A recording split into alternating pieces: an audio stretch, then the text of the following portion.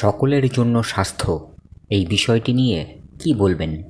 সারা সমাজে সবাই অসুস্থ আর একজন মানুষ সুস্থ, এটা হতে পারে না। কারণ মানুষ সমাজবদ্ধ জীব। স্বাস্থ্য যদি হচ্ছে যে স্বাস্থ্যের দাবি যদি করতে হয় তো সেটা সকলের জন্যই করতে হবে। এই সকলের জন্য স্বাস্থ্য এই স্লোগানটা নেওয়া হয়েছিল ওই 1978 সালে আলমা-আটার যে বিশ্ব স্বাস্থ্য মহাসম্মেলন, সেখানে বলা হয়েছিল 2000 সালের মধ্যে সকলের জন্য স্বাস্থ্য।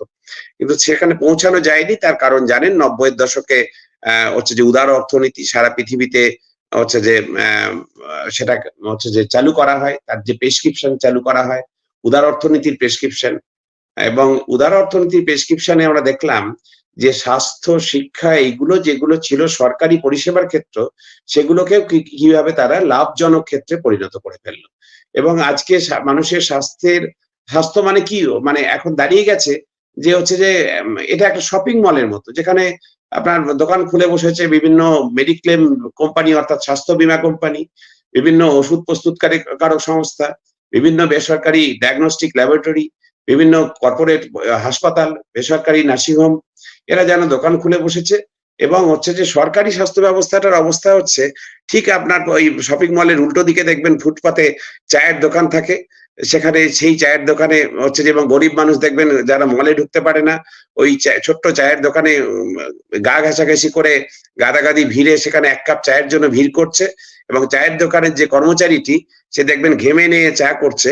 সরকারি হাসপাতালে যারা চিকিৎসক এবং স্বাস্থ্যকর্মী আছেন তাদেরও ওই অবস্থা। তারা ওই উল্টো দিকে চায়ের দোকানের কর্মচারীদের মতো ঘেমে নিয়ে তারা ওই অতগুলি গরিব মানুষকে চিকিৎসা পরিষেবা দেওয়ার চেষ্টা করছে। চিনি কম বেশি হলেই তারা তাদের গণধোলাই জুটছে। গত 5 বছরে আমাদের রাজ্যে প্রায় 5 শতাধিক চিকিৎসক নিগ্রহের ঘটনা ঘটেছে। ফলে যেটা, আর উল্টো দিকে স্বাস্থ্য মানে দেখানো হচ্ছে উল্টো দিকে শপিং মলটা, যেখানে হচ্ছে যে আপনাকে আপনার পয়সা থাকুক না থাকুক, মানে ঘটি বাটি বেচে যেভাবে হোক বন্ধক রেখে আপনাকে ওখানে গিয়ে স্বাস্থ্য কিনতে হবে। তো এটা তো চলে না, এই ব্যবস্থা চলতে পারে না। এবং হচ্ছে যে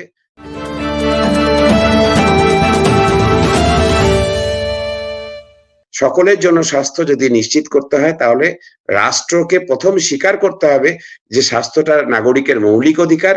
এবং তার জন্য যা যা ব্যবস্থা, সেটা হচ্ছে যে বেসরকারি ক্ষেত্রকে, যাদের রোগী নিয়ে যাদের ব্যবসা, তাদের হাতে ছেড়ে দিলে চলবে না। সরকারকে দায়িত্ব নিতে হবে এবং রোগ প্রতিরোধ করতে হবে, যাতে সরকারেরও হচ্ছে চিকিৎসা খাতে খরচ অনেক কমে।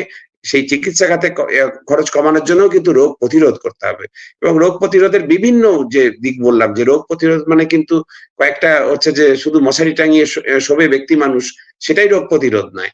ম্যালেরিয়া আটকানোর জন্য ব্যক্তি মানুষের ভূমিকা তো আছেই, সমষ্টির ভূমিকা আছে। তার পাড়া প্রতিবেশী, মানে আমি মশারি টাঙিয়ে শুনলাম কিন্তু আমার প্রতিবেশীর বাড়িতে জল জমিয়ে রাখছে মশা, তাহলে হচ্ছে যে মশা হচ্ছে, তাহলে যেমন আমার স্বাস্থ্য সঠিক থাকবে না, তেমনি আমার সরকার সে কি ব্যবস্থা করছে আমার রোগ প্রতিরোধের জন্য, সেটাও হচ্ছে যে তার উপরেই সবচেয়ে বড় এটা নির্ভর করে।